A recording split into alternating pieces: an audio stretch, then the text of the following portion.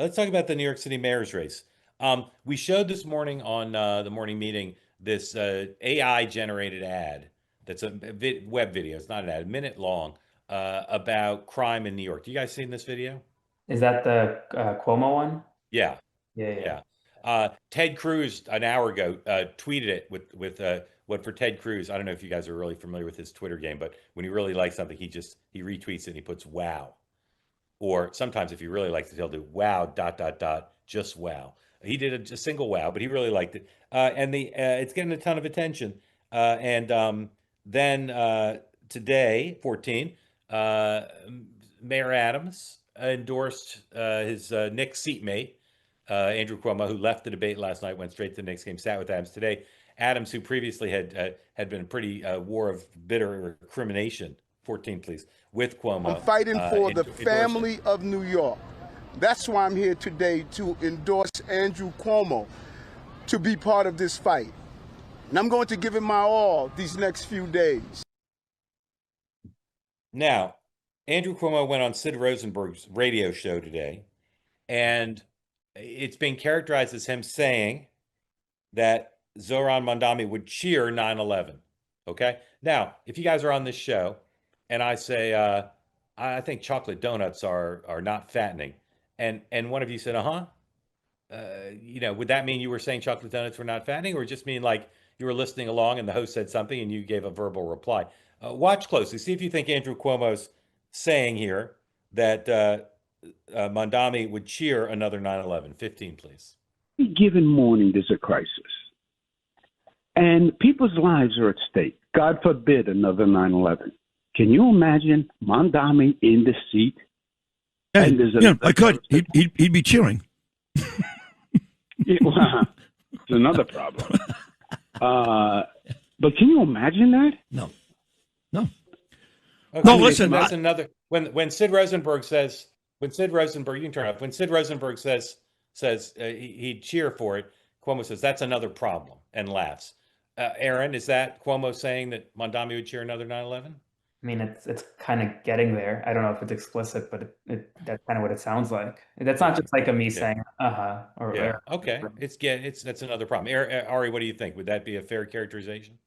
No, I don't think so. I don't think Okay. it's is agreeing. Spirited disagreement between you two low-key young journalists. Let's break the tie. Here's someone who agrees with Aaron that in fact that's what Cuomo was doing. Number 16, please. Down here on Sid Rosenberg's radio show, your opponent Andrew Cuomo said this, quote, God forbid another 9/11. Can you imagine Mamdani in the seat, end quote. Rosenberg responded by saying he'd be cheering. Andrew Cuomo said, quote, that's another problem. I want to get your reaction. This is disgusting. This is Andrew Cuomo's final moments in public life, and he's choosing to spend them making racist attacks on the person who would be the first Muslim to lead this city. And frankly, it's not about me. It's about the fact that there are more than 1 million Muslims who live in New York City.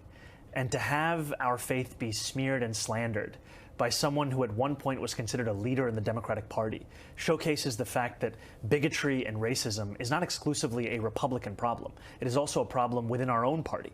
And it is time that we turn the page on Andrew Cuomo and those that would tolerate this kind of rhetoric from him as well. Yeah, I can hear the passion and emotion in your voice. It's personal for you. It is. I mean, to describe myself and describe Muslims in this manner, it begs the question of why this kind of rhetoric is acceptable when we're speaking about Muslim New Yorkers. Because all Muslim New Yorkers want is to feel a sense of equality and respect that every New Yorker deserves. And even that is being denied by the former governor. Now, to be honest, he didn't say it about all Muslims. To the extent he said it, he was just saying about him. But Ari David, what do you think of the back and forth here? Is this a tempest in a teapot? A critical moment? How would you characterize all this? Yes. So I think that what Mamdani is trying to do is just trying to take that remark and tie it to the fact that he's a Muslim. I actually think that any kind of like relationship, like someone that would say that about Mamdani would actually be probably talking about the fact that he's a leftist. If you look at right after October 7th, when we had all over social media, like TikTok specifically, people were recycling Osama bin Laden's like letter that he wrote, right? And there were so many like young progressives that were seeing that letter that was written, and they were saying, wow, this is really interesting. We never heard about this. And so clearly Mamdani is trying to say that it was kind of a racist thing, or that Cuomo was talking about him being a Muslim, but I think it's really an attack on him being a leftist, and how a lot of leftists today kind of did find the Palestinian cause that Osama bin Laden was talking about. Kind of, they look at it now empathetically. Aaron, thoughts on Ari's critique and the exchange we saw there? I mean, I think that they're going to Zoran's position on it. I mean, I don't fully agree. I don't fully disagree with where he's coming from, kind of in the middle. But at the same time, what I do agree with him on is that this really is Andrew Cuomo's kind of like last hurrah in public life, what it seems like. All the polling shows he's going to lose this race. I mean, anyone who thinks that Cuomo's going to come back with Sliwa still in this race, I mean, it's not going to happen. Mamdani will be the next mayor of New York City. And I think at this point, to be making these mistakes, whether it's even suggesting, even if that wasn't Cuomo's intent in that radio interview, just even suggesting that could possibly be what he was intending, or putting out that ad that you were talking about earlier, that AI generated ad. These are just mistakes that a good campaign shouldn't be making 2 weeks before an election, and Cuomo's team is. And it really, to me, does seem like this is Cuomo's final hurrah. And if I'm Cuomo's team, I wouldn't want to be going out of politics this way. Why do you think the AI generated ad was a mistake? Well, I mean, I think this whole idea that like it to me, when I first saw the ad, I was like, well, I mean, parts of it are racist. Like you're talking about how New York is filled with crime, and then the first person you have is a black person with a keffiyeh on. Like, right. Although I will say, I think purposely, almost every alleged criminal, AI criminal in the ad was a white person. The vast majority were. Sure, but like the way that it was put out initially, I mean, it just wasn't. That to me, that's not a closing ad. That's not a closing ad. That's not a closing message for a winning campaign. Yeah. Well, we'll continue the conversation. I want to ask you about a couple more things. I think if he has any chance to win, it's declaring that Mamdani is not up to running the city. And on crime, I think the data is pretty clear. That's where at least some of the doubts about Mamdani are, is whether he could be, the equivalent of the commander in chief.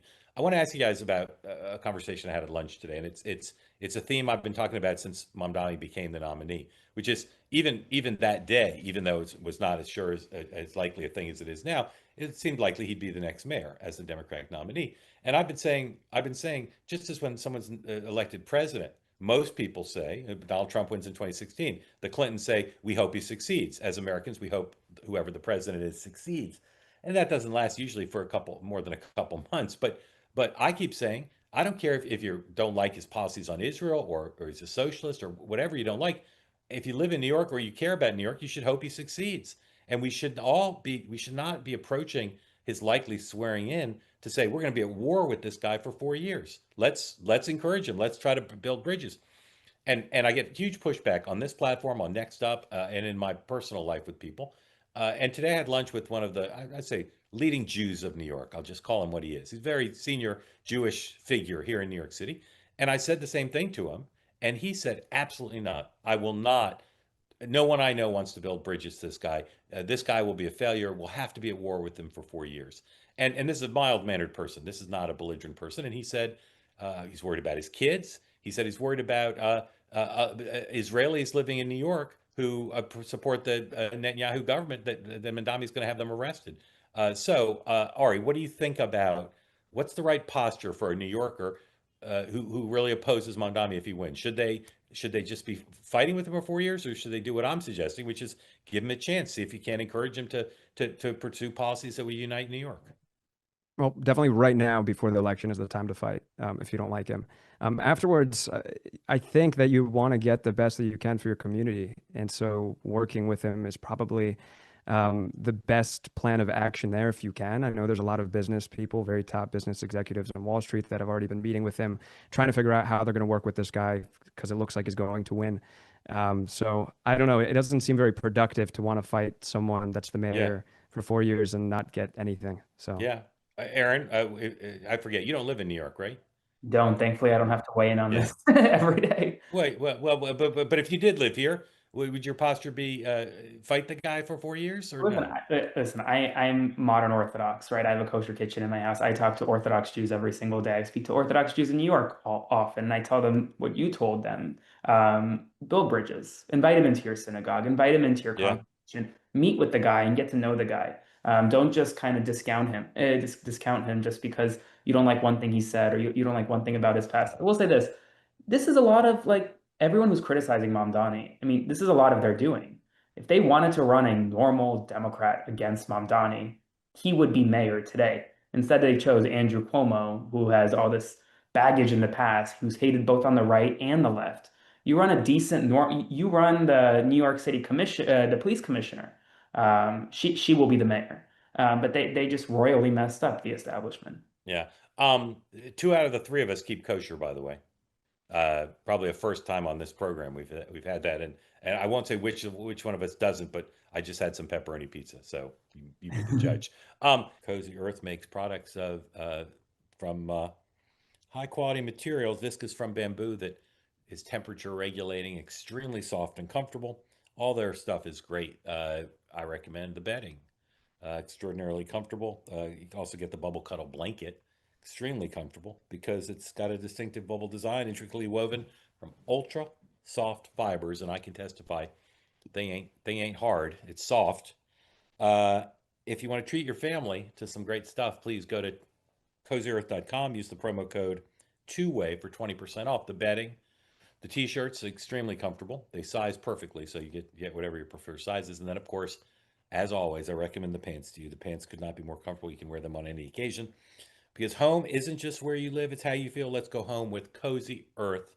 They say that something that's easy is like a walk in the park. Well, easier than a walk in the park, hit the subscribe button, be part of the two-way community, never miss an episode, be part of our conversations. Thank you for your service to America.